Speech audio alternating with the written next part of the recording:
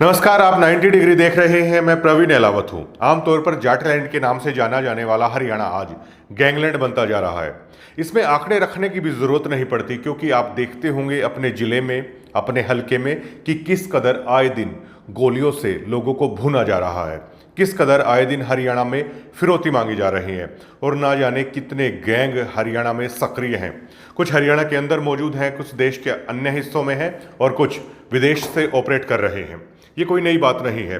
वैसे आप सभी ने, जब आप पढ़ते थे तो आपने सुना होगा कि मर्द मुछल्ले यहाँ के छोरे, गले में ताबिज काले डोरे, दूध दही का खाना ये मेरा हरियाणा। लेकिन जो कविताओं में हमने पढ़ा था, आज ये हरियाणा वैसा नहीं रहा है। खौफ की, डर की सारी इंतहाएं हरियाणा में पार होती जा रही हैं। खेड़ी साध में एक प्रॉपर्टी डीलर का काम करने वाले शख्स सत्यवान का मर्डर हुआ। कुछ लोग कह रहे हैं कि अपहरण हुआ। पुलिस को मौके पर गोलियां मिलती हैं, पुलिस को मौके पर खून मिलता है, लेकिन सत्यवान की डेड बॉडी नहीं मिलती है। और इसके बारे में अब सुरेंद्र राठी उर्फ काला राठी गैंगस्टर ने इसकी जिम्मेदारी लेते हुए अपने फेसबुक पोस्ट पर लिखा है कि सत्यवान, जो कि खेड़ी साध का रहने वाला है, उसको हमने मार दिया है, उसकी डेड बॉडी भी नहीं देंगे और जो भी हमारा दुश्मन होगा उसको भी ऐसे ही निपटाया जाएगा। वक्त जरूर लग सकता है, लेकिन बदला जरूर लिया जाएगा।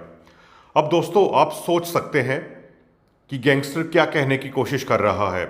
सुरेंद्र राठी ने डर की, खौफ की तमाम सीमाएं हैं उनको क्रॉस कर दिया है।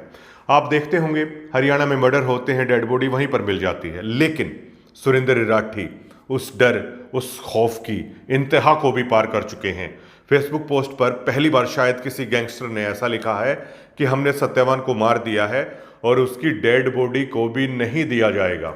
आप इसी से अंदाजा लगा सकते हैं कि हरियाणा किस कदर गैंगलैंड बनता जा रहा है।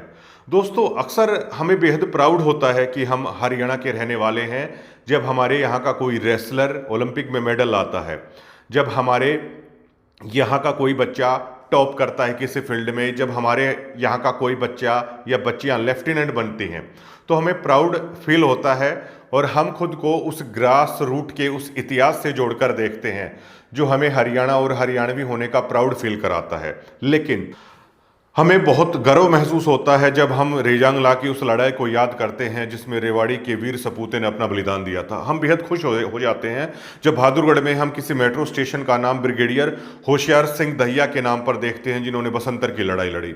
हम बहुत खुश हो जाते हैं जब जाट ने डोंगराई की लड़ाई जीती, लाहौर पर अपना कब्जा कर लिया था, उसमें हमारे हरियाणा के बहुत सारे बच्चे थे, हमें बहुत खुशी महसूस होती थी। लेकिन आज हमारे यहाँ के नौजवान बच्चों के हाथ में बंदूकें हैं। हरियाणा में आज जो गाने बन रहे हैं वो गन कल्चर के बन रहे हैं, जिसको लेकर बहुत चिंता महसूस होती है। आपको इतिहास में अगर थोड़ा पीछे ले जाना चाहूँ तो हरियाणा के बारे में जो भी चीज़ें हैं, खेलों में जाना या देश के लिए लड़ना या सेना में जाना, इसको लेकर भी बाकायदा महापुरुषों ने बहुत सारा काम किया था ग्रास रूट पर। आपको याद होगा जब इंडियन ब्रिटिश आर्मी थी तो सर छोटू राम की तरफ से जो गाने वाले होते हैं उनको गांवों गांवों में भेजा जाता था, जिसमें अक्सर उनकी पंक्तियां इस तरह होती थी कि भर्ती हो जा रे रंगरूट, यहाँ मिलेंगे पाटे लित्तर और वहाँ मिलेंगे बूट। उसके बाद जब ये पंक्तियां गांवों गांवों में जाकर सुनाई जाती थी तो लोगों का रुझान देशभक्ति इन लोगों में थी, फौज की तरफ लोगों ने जाना है वो शुरू कर दिया था। इसी तरह खेलों के अंदर कुश्ती हो, कबड्डी हो, बॉक्सिंग हो, यहाँ पर भी हरियाणा के बच्चों ने अपना नाम कमाया। लेकिन अग्निवीर जैसी योजनाएं हैं, कम से कम उसके लिए भी चिंता पैदा करती हैं। और सोशल मीडिया का जब से दौर आया है या इलेक्ट्रॉनिक्स डिजिट्स का जब से दौर आया है, जिसमें आईपैड हो सकते हैं या फिर बच्चे के हाथ में फ़ोन हो सकते हैं, वो भी समाज के लिए एक चिंता का विषय बना हुआ है। वैसे तमाम तरह के रूल भारत में हैं, लेकिन उनको सख्ताई से पालन नहीं किया जाता। दुनिया के बहुत सारे देश ऐसे हैं जो बैन लगा चुके हैं कई सारी इस तरह की एप्लीकेशंस पर कि 18 साल से नीचे के बच्चे उनका इस्तेमाल नहीं कर सकते, या किसी देश में ऐसा है कि इतनी साल तक के बच्चे हैं मोबाइल फ़ोन यूज नहीं कर सकते। कानून भारत में भी हैं, लेकिन उनका पालन है कड़ाई से नहीं किया जाता, जिसका परिणाम ये है कि आज जो बच्चे हैं गन कल्चर के गानों के बेहद करीब हैं, गन कल्चर है उनमें बढ़ता जा रहा है। तो ये सबसे बड़ी चिंता की बात है कि देशभक्ति और खिलाड़ियों की संस्कृति से जुड़ा रहने वाला हरियाणा आज किस रास्ते पर जा रहा है। इसको लेकर सरकारें तमाम तरह के प्रयास कर रही हैं, पुलिस की तरफ से प्रयास किए जा रहे हैं, लेकिन हमें लगता है कि इस तरह के प्रयास हैं वो पूरी तरीके से नाकाफी हैं।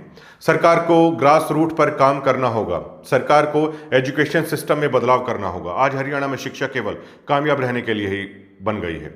पहले उस ग्रास रूट से ही बच्चों को तैयार किया जाता था देशभक्ति के लिए, लेकिन आज ऐसा नहीं है और इसी का परिणाम है कि हरियाणा गैंगलैंड बनता जा रहा है। और इसको लेकर हमें लगता नहीं है कि सरकार कोई सीरियस तरीके से प्रयास कर रही है। मुख्यमंत्री नायब सिंह सैनी को सोचना होगा कि अपने उड़न खटोले में एक युवा को बैठाने मात्र से हरियाणा नहीं सुधर जाएगा, बल्कि हरियाणा के युवाओं को सरकार की तरफ से कुछ ना कुछ ऐसा देना होगा ताकि वो इस गैंगस्टर वाली छवि से या इस तरह के गन कल्चर से निकलकर दोबारा से अपनी उसी संस्कृति को है अपनाए जो कि देशभक्ति और खेलों के लिए जानी जाती है, कामयाब होने के लिए जानी जाती है। लेकिन आज हरियाणा में ऐसा नहीं हो रहा है और इसको लेकर मुख्यमंत्री नायब सिंह सैनी पर भी सवाल उठना लाजमी है।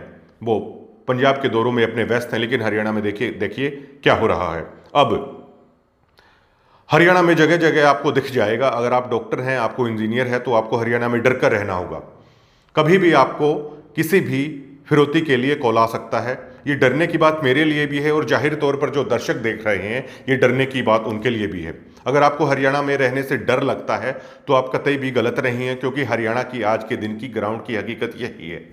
यहाँ रहने से अब डर लगने लगा है, लेकिन इसको लेकर जो भी प्रयास है अभी तक सरकार जो कर रही है वो नाकाफी साबित हो रहे हैं और हमें लगता भी नहीं है कि इस तरह की चीज़ों को लेकर सरकार कोई सीरियस भी है। देखिए, वैसे भी कहते हैं कि एक रिवायत होती है कि अगर परिजन अपने किसी परिचित का शव उन्हें मिल जाता है तो वो कम से कम उसे देखकर रो तो लेते हैं, अपना दुख तो निकाल लेते हैं। लेकिन खेड़ी साध में जो मामला हुआ है उसमें परिजनों के पास ये तक हक नहीं रहा कि वो अपने घर वाले की डेड बॉडी को देखकर या उनकी धर्मपत्नी या उनके बच्चे या उनका परिवार है उसको देखकर कम से कम जी भर के आंसू तो निकाल लें। लेकिन ऐसा भी नहीं है। किस कदर बेखौफ होते जा रहे हैं गैंगस्टर, ये हरियाणा के लिए बहुत चिंता का विषय है। दोस्तों, इस तरह की जो वारदातें हो रही हैं हरियाणा में आए दिन, और ये डर और खौफ का जो मंजर गैंगस्टर सुरेंद्र राठी ने हरियाणा के सामने खड़ा कर दिया है कि मार दिया है हमने सत्यवान को और उसका शव भी नहीं दिया जाएगा। ये जो पंक्तियां एक गैंगस्टर की तरफ से लिखी गई हैं, ये इस पूरे हरियाणा को खौफजदा करने के लिए, डराने के लिए केवल ये चंद पंक्तियां ही काफ़ी हैं। और ये तमाचा है उस हरियाणा सरकार पर, ये तमाचा है उस पूरे सिस्टम के ऊपर जो गैंगस्टर सुरेंद्र राठी ने मारा है। इस मुद्दे को लेकर आप अपनी क्या राय रखते हैं 90 डिग्री के कमेंट सेक्शन में जाके आप बता सकते हैं। शुक्रिया।